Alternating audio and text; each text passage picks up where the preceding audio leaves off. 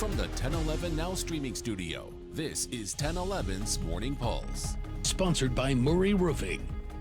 Good morning, this is Craig Allison with your Morning Pulse for Thursday, August 22nd. Starting things off with our first story in crime, felony and misdemeanor charges from 3 cases are coming down on 25-year-old Austin Isa, connected to a string of thefts under a local cleaning company. According to court records, he was behind a handful of thefts while cleaning people's homes in Lancaster County. He's accused of swiping diamond rings and other jewelry. Investigators say he also stole a customer's car, telling deputies the woman let him use it as collateral to pay for the service.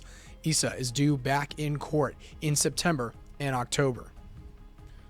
Just across the street from us in our second story, Wyuka Cemetery is still dealing with the mess the powerful windstorm from 3 weeks ago left behind. Hundreds of trees and limbs came down across the cemetery's property, causing between $25,000 and $30,000 worth of damage. For drivers on O Street that night, they likely saw a tree that fell over the fence, spilling into the road. We're told that was actually a good thing because it had fallen inside the property. It would have dealt a blow to one of the oldest parts of it. Cemetery is considered an urban forest with thousands of trees on the property. There are still 8 trees that need to come down, and the fence needs to be repaired. In your third story, it is now safe to drink the water in the small village of Murdock, Nebraska. A test Wednesday ended the boil water notice. Village needed a pair of good water samples within a 24-hour period, so it is good to go again for Murdock. In your fourth story, with football season just around the corner, LTU wants you to be ready for the crowds that come with game day. They recommend you map out your route, and the best way to avoid traffic and parking challenges, you can use the Waze app for maps and street construction.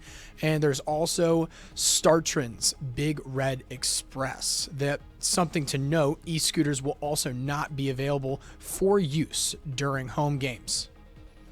Ending things off with an event coming up, the annual celebration of Greek culture and cuisine. It's making its way back to Lincoln this weekend for the My Big Fat Greek Festival. Celebration began at the Greek Annunciation Church on the corner of 63rd, and nearly 20 years ago is when it kicked off. The church itself was started by Greek immigrants in the 1940s.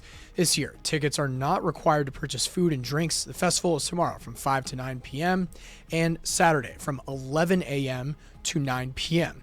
That is your morning pulse, and we'll end things off with our 7-day.